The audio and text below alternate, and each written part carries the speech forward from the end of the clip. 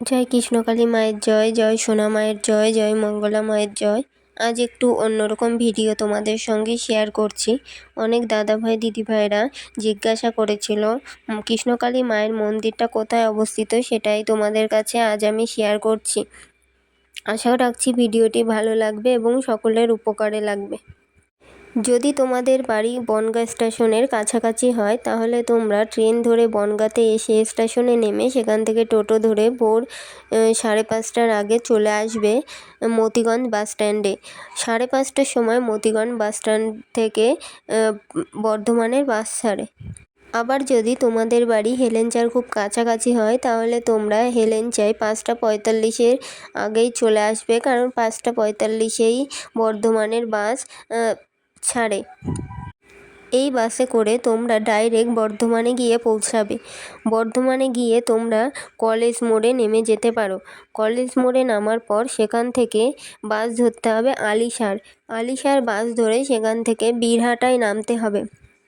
বীরহাটায় নেমে দেখবে অনেক টোটো দাঁড়িয়ে আছে। টোটোওয়ালাদের কাছে শুনবে কৃষ্ণকালী মায়ের মন্দিরে কি করে যাব।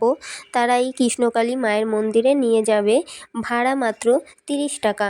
এবং তোমরা যে কলেজ মোড় থেকে আলিশার বাসটা ধরলে বীরহাটায় নামলে ভাড়া মাত্র 10 টাকা। তোমরা খুব সহজেই কৃষ্ণকালী মায়ের মন্দিরে পৌঁছে যেতে পারবে। আবার তোমাদের বাড়ি যদি কলকাতা, হাওড়া, শিয়ালদা থেকে সুবিধা হয় তাহলে তোমরা হাওড়া স্টেশন থেকে ডাইরেক্ট বর্ধমানে ট্রেন ধরতে পারো। স্টেশনে নেমে তোমাদের স্টেশনের থেকে টোটো ধরতে হবে, ভাড়া মাত্র 30 টাকা। সেখান থেকেই বলতে হবে যে কৃষ্ণকালী মায়ের মন্দিরে যাব। তোমাদের খুব ভালোভাবে তারা টোটোওয়ালারা নিয়ে যাবে।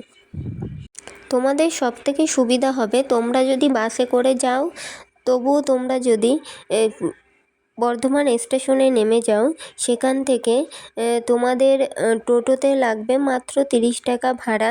তোমরা যদি এই টোটোতে যেতে পারো তাহলে বর্ধমান স্টেশনের কাছাকাছি নেমে বাস থেকে তোমরা টোটো ধরতে পারো, সেটাই সবথেকে সুবিধাজনক হবে।